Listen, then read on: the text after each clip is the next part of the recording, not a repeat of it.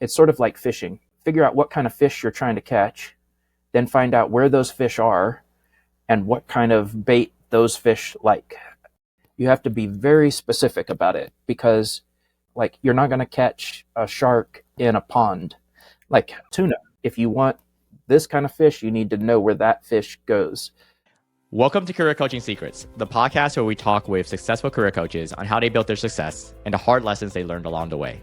My name is Davis Nguyen, and I'm the founder of Purple Circle, where we help career coaches scale their business to $100,000 years, $100,000 months, and even $100,000 weeks. Before Purple Circle, I've grown several 7- and 8-figure career coaching businesses myself, and have been a consultant at 2 career coaching businesses that are doing over $100 million each. Whether you're an established coach or building your practice for the first time, you'll discover the secrets to elevating your coaching business. Hey everyone, welcome to another episode of Career Coaching Secrets podcast. I'm your host, Regan, and today's guest is Josh Broward, a leadership coach, founder, and CEO of Wisdom Partners, where he helps high-impact founders and leaders evolve themselves so they can evolve their organizations and ultimately change the world. With a PhD in organizational leadership and 2 decades dedicated to advancing justice, compassion, and abundance, Josh is known for building what he calls ownership culture, where every individual is aligned, accountable, and empowered to lead with agency and purpose. He mentors founders through Techstars, Plug and Play, ICA Fund, and more, bringing a rare combination of execution, insight, and startup savvy and deep personal care. And it's a pleasure for me to have him on the podcast today. Welcome to the show, Josh. Thanks, Regan. Glad to be here.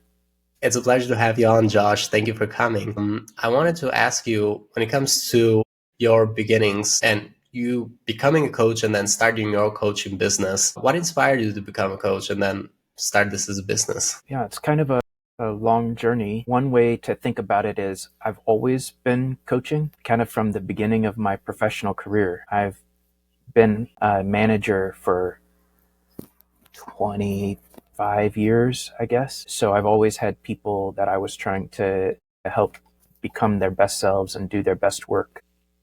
The first time I was what you might really be called a leadership coach was when I was able to select my own team and I had my own staff and had to figure out how to help them actually do their jobs well and own it and excel and grow.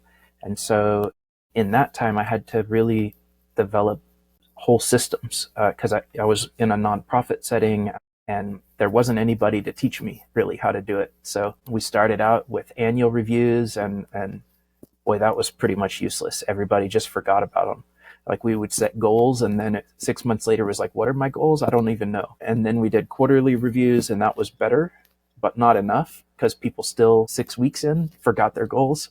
Mm-hmm. And so we still kept the quarterly reviews, but we had check-ins every 2 to 4 weeks on the goals. And so I think in some ways that was when I really started learning how to coach effectively as an actual manager. Throughout my career, I've been a person that people come to for advice and support. And even when I wasn't an official consultant or coach, people who own businesses, my friends, we would just start talking. And I was always trying to help them solve whatever the challenge was that they were going through. And so eventually I just started doing that as a side hustle, I guess you'd call it. And as I was doing my PhD, I was also working at Kaiser Permanente as a strategy consultant internally. But my PhD focus is on the deep character development of leaders. Mm-hmm. And part of what I realized during that process is my whole life I've been focused on 2 things. One is innovation for complex challenges, like how do we solve the really hard stuff that is resistant to change, but really important. And then if we have any success with that, we start to have a team and we need to become leaders who develop leaders. And for my whole life, I've been on these 2 things, innovation and leader development. And one of the problems when you work in really big organizations is if you have a complex problem, the leaders are always part of the problem. It's just sort of part of the nature of complexity. Leaders mostly just want help solving problems. They don't actually want to change in general. And the systems around them are also resistant to change. So one of the things that I realized as I started talking to some of my friends who eventually became some of my co-founders is the startup world is a place where where my two passions meet: innovation for complex challenges and leader development. When startup founders start working on a problem, if they're successful at all, they get a team and then they have to become leaders. And that's actually a really hard thing for most startup founders because they started out just being coders or service providers or whatever their niche was. And they weren't necessarily trained as managers or leaders. Some of them have never been managers or leaders before, but all of a sudden they've got $5 million in the bank and a team of 20 people.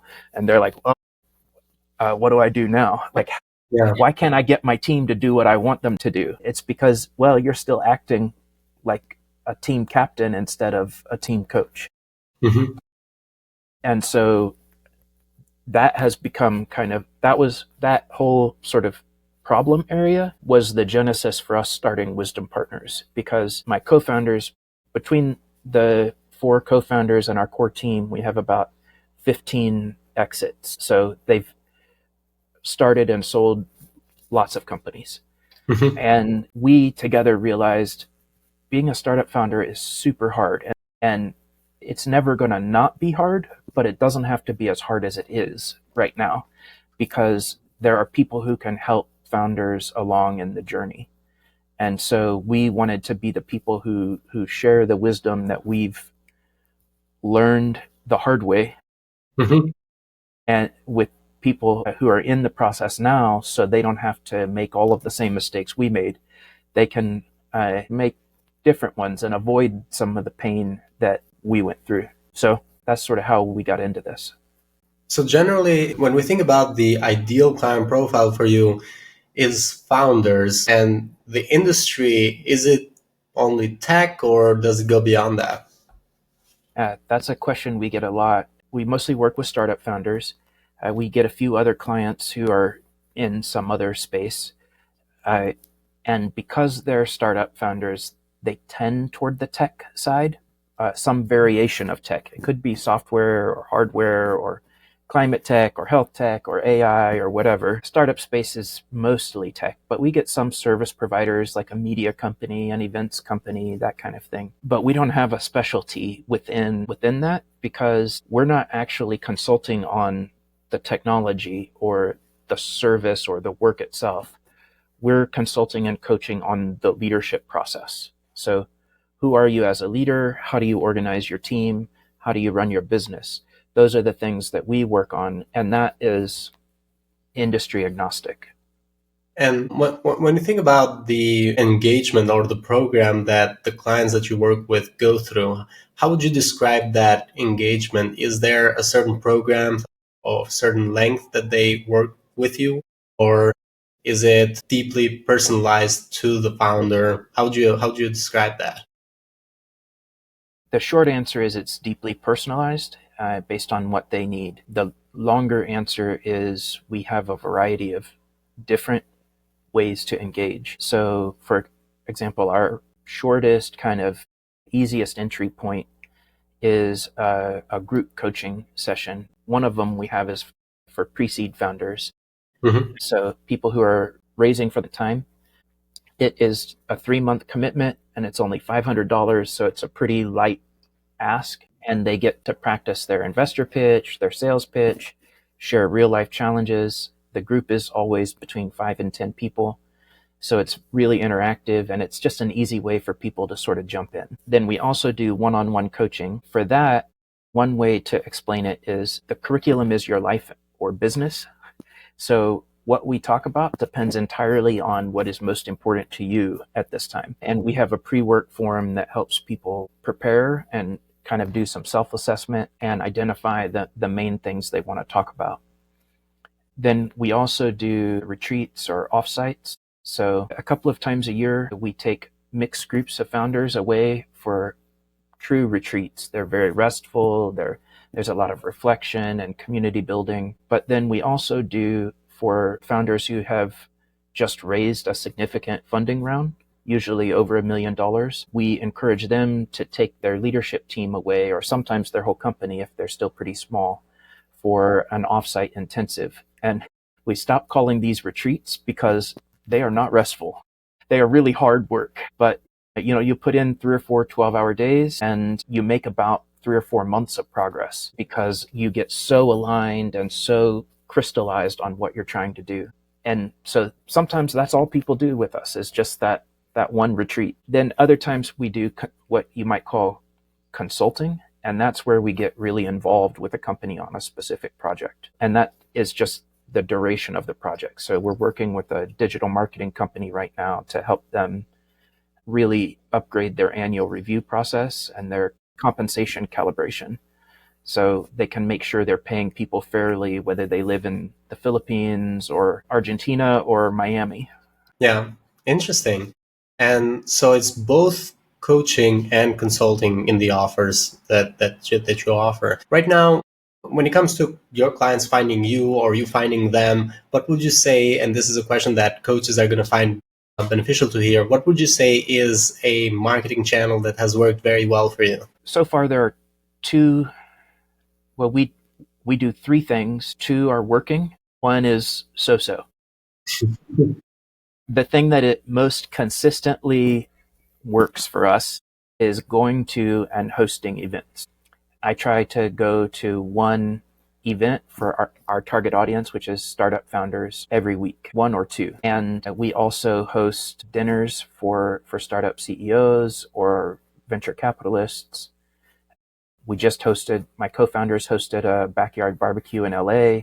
We have 2 co-founders in LA, so we're going to sort of work that cycle. We're going to do 1 for VCs and 1 for founders every 6 weeks or so. And we also, one thing that has been new for us, but we think this is the right move, instead of attending other people's events, we're hosting panels where we bring in experts and talk about a topic that is really important for founders, and that positions us as experts in the field. Mm-hmm. And create some nice little video clips that we can share on social media. But that is producing better results for us than just like being a guy at somebody else's event. Mm-hmm. So that's one. That's the events. The second thing is building relationships with, you might call them feeder organizations, but organizations that also support our ideal client. So for us, that is incubators and accelerators, really accelerators. So you mentioned at the beginning that I mentor with Techstars and Plug and Play, the ICA Fund. So being involved in their networks has been really helpful for us to connect with high quality startup founders. And sometimes it's a volunteer thing and sometimes they pay us, and that's great. Like it's like they pay us to do marketing with our ideal customers. Mm-hmm. And it gives us legitimacy, again, positions us as experts, and for people within their network, but also for people outside. They're like, oh, wow, they mentor with Plug and Play. They must know their stuff. Mm-hmm. And then for the people we do mentor or do a workshop, like we just did a workshop for Plug and Play on avoiding burnout. So for those people, they're like, oh man, I really need to talk to you. Let's talk later. And so then we have that gets them in our pipeline as potential clients. So that's the second thing, is working with feeder organizations. The third thing, which is not super helpful by itself, but helpful in a support way, is we really try hard to keep an active LinkedIn presence. So we post other people's articles, we blog and post our blogs and little snippets from our blogs on LinkedIn. We're trying to improve this. We're working with some people who are better at it than us to teach us how to do it more. Mm-hmm. So far it mostly hasn't generated business, but I think it supports the other 2 channels. So when we meet somebody at an event, the first thing we do is trade LinkedIn. So then they go look us up and they're like, oh, wow, these guys have an important voice. Like what they're saying is really helpful for my business. And then that makes them more likely to take the next step in the customer journey. Interesting. So right now, where do you see the goal for the next 1 to 3 years with your business, with your coaching and consulting business? And you could take a shot at them separately or maybe together. I don't know. Yeah, it's all kind of, blends together for us. I think broadly, the big goal for us is our 4 co-founders are doing less of the operations and sort of sales initiation and more of the higher level coaching and consulting and training a group of coaches. So we actually right now have a group of 4 or 5 pretty high quality coaches who are saying, really dig what you guys are doing with Wisdom Partners and would love to join the team. So we're actively starting to plan on like, what does that look like to onboard a whole new group of coaches, each with their own specialty. And then also we want to do a lot more post-funding offsite intensives. We think that is an unmet need in the marketplace. So that's something we're starting to push more. And we're also building more and more formal relationships with those feeder organizations. Mm-hmm. So we'll be co-hosting some events. I can't say the name yet. It's not because the deal hasn't finalized, but with a top tier accelerator and with another accelerator that's local here in the Bay Area, we'll be hosting some peer groups for them this fall. The deal isn't signed, but the email handshakes have happened. So that kind of thing, I think, is going to be a big step forward for us in building more relationships with founders who are in our sweet spot. Interesting. Thanks so much for sharing that. By the way, our founder also used to live in San Francisco. He right now, Davis, he moved to Taipei. He just has a lot of his network there as well. He just comes back and forth from San Francisco, but it seems like even on the podcast I do somehow tend to meet a lot of people from San Francisco and a lot less from other parts of the US. So it's kind of interesting that you're also from that area. Now, when it comes to investments that you've made, what would you say have been some very good investments that you feel like you've gotten a good return from? And if any, have been some not so good investments that you would have preferred to have avoided, if any? Yeah, well, I'll start with a good one. Fairly early on, we hired a virtual assistant. That has been a good investment in 2 ways. One, it enables me to turn ideas into action or execution at a much faster rate. So, for example, I can say, hey, here's this cool event somebody invited me to. I think it would be good for people in our network. Can you draft an email inviting them and also make a list of everybody in our CRM mm-hmm. that meets these criteria? And so then he'll make the list. I'll look through it and be like, oh no, these 10 are not the right fit, but these 40, that's great. Send it out. Mm-hmm. And so we get something done that adds value to people in our community that would have taken me 2 or 3 hours. So mm-hmm. 15 minutes of my time is all it takes now. Another example is, and this is new, we've got two or three of these under our belt. I have a list of ideas for blog posts that I've been meaning to write. And it's stuff I keep talking with our clients about, in coaching calls or consulting calls, but I just don't have time to write it. So now sometimes when I'm driving, I'll just send Luis, our VA, a voice memo. I'll talk for 5 or 10 minutes and say, here's the thing that I've been thinking about, and just unpack it. And then he takes it, uses AI to transcribe it and flesh it out into like a fuller post. He sends it to me. I go back and edit it. I'm like, oh no, well, here's a story I want to add in. This part isn't quite right. And I fix it. So again, in about 20 or 30 minutes, I get something that would have taken 3 or 4 hours. And it's really increased our ability to share helpful insights. And now we've asked all of our other co-founders to send Luis a voice memo once a month. So for me, it's once a week. For them, it's once a month. Then another reason why Luis has been a great investment, he actually has started a VA placement service. I'll be talking to people and say, oh, I'll have Luis do this. And they say, should I get a VA? That's interesting. And I say, I mean, this is how he's helped me. And they're like, oh, can he help me? I don't know how to get started. And so basically just sort of organically, he's developed this service. We haven't really gone public. We've kind of soft launched it with just our current client base. But now most months he pays his own salary in the VA placements. Interesting. So that's just one good example we made. Bad investment. So in the first year of our business, we spent a lot of money targeting our, what I might call big fish or medium fish. So like Series A, Series B companies that have raised tens of millions of dollars. They have dozens or hundreds of people on their team. And of course, they're the clients we would love to have. And we gathered them for pretty high-end dinners or events. And it turns out they really love the events. They loved us, but for the most part, weren't ready to spend money. Mm-hmm. Too busy. They already have a lot of their support networks established, feel like they have their needs met. And so we were new-ish at that point.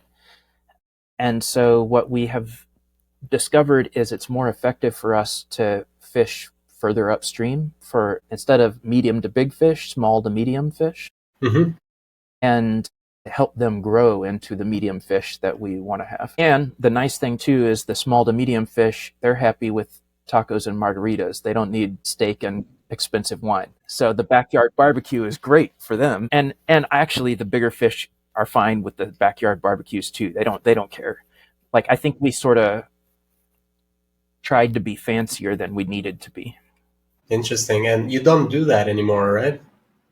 No, we still host events, but we don't do the expensive ones. Okay, cool. Yeah, that's what I meant. Well, good. Well, it's still when you think about it, it's like a learning on it. So yeah, it wasn't an investment that you just don't have to do anymore. That's right.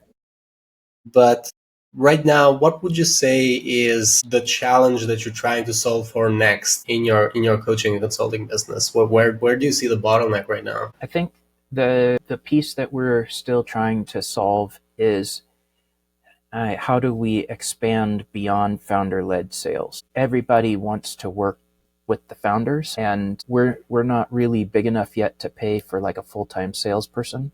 Mm-hmm.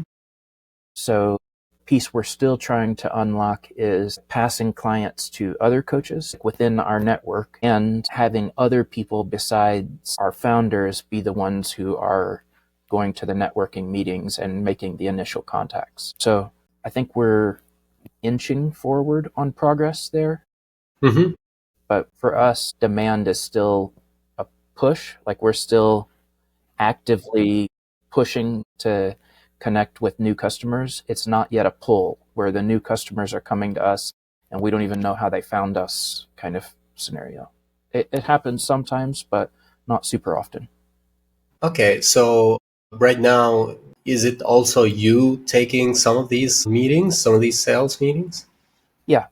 I see. So basically, it just becomes a bottleneck of time. It just blocks capacity for other things you could have been doing. Or maybe do you feel like there could be like someone like a better salesman might be able to close more, or you don't think that is the case?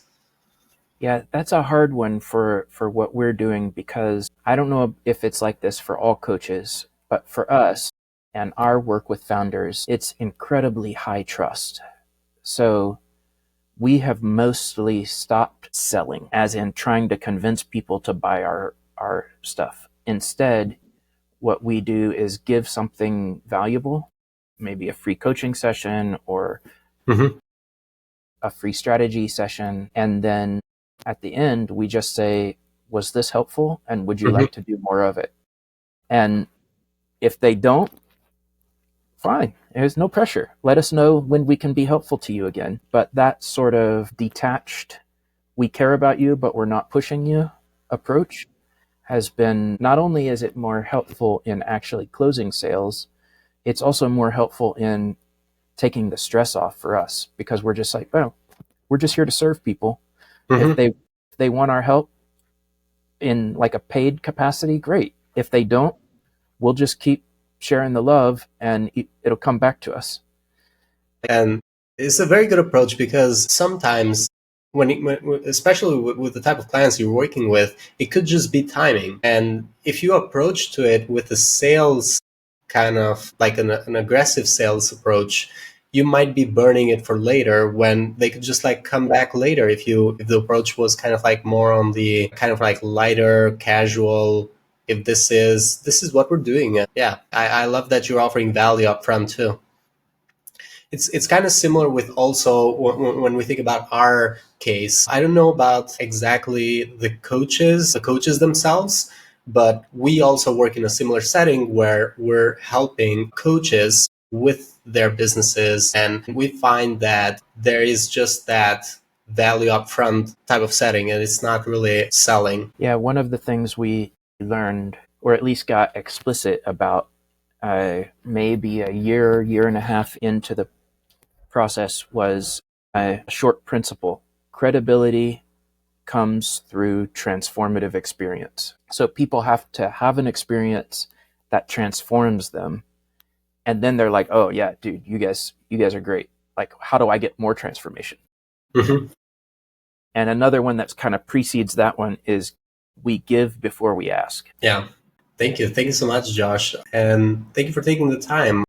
Another question, and this is the final question, is what advice would you give to other coaches who are looking to scale their impact? So one piece of advice that people gave to me that I resisted at the beginning is narrow your focus. Like I said, I have a PhD in organizational leadership. I've done a lot of different things. So I thought, well, I can coach a lot of different people. And I probably could. The problem is you can't market to a lot of different people. Mm-hmm. You have to choose your niche and really go in. I mean, this is something I talk with my founders about a lot, is narrow your niche, find a narrow niche, and then pound it. Mm-hmm. And so for us, that is startup founders in growing companies, preferably around seed or Series A stage. We sometimes start earlier, but that's our sweet spot target. So for other coaches out there, what I would say is identify a niche that is exciting for you and where those people will trust you. Mm-hmm. And then pound that niche. It's sort of like fishing. Figure out what kind of fish you're trying to catch, then find out where those fish are and what kind of bait those fish like. You have to be very specific about it, because like you're not going to catch a shark in a pond like tuna. If you want this kind of fish, you need to know where that fish goes. Like I used to just go to any kind of networking event. Like what if people are getting together, I'm going to go there. And I realized that's a waste of time. What I need to do is go to events where founders are, and then even more, go to the events where my kind of founders are. Mm-hmm. And then sort of the next step, even more, host events where my kind of founders see me as an expert. So I think that's the advice I would give to coaches, is narrow your niche and figure out how to build high quality relationships with those people that will lead to them seeing you as somebody who can help them. Thank you. Thank you so much, Josh. Thank you for coming to the podcast. For anyone who wants to connect with you or reach out to you, they can go into LinkedIn and look up Josh Broward. They'll be able to find you there. Apart from LinkedIn, is there a website as well, if I'm not mistaken? Yeah, just wisdompartners.llc. Mm-hmm. That's there are contact forms there as well. And we have a blog where we post lots of interesting insights and investor profiles, thought leader interviews, that kind of stuff. Thank you. Thank you so much, Josh. Thank you for coming to the podcast. Yeah, thank you, Regin. Glad to be here. That's it for this episode of Career Coaching Secrets. If you enjoyed this conversation, you can subscribe on YouTube, Spotify, Apple Podcasts, or wherever you're listening to this episode to catch future episodes. This podcast was brought to you by Purple Circle, where we help career coaches scale their business to $100,000 years, $100,000 months, or even $100,000 weeks, all without burning out and making sure that you're making the impact and having the life that you want. To learn more about our community and how we can help you, visit joinpurplecircle.com.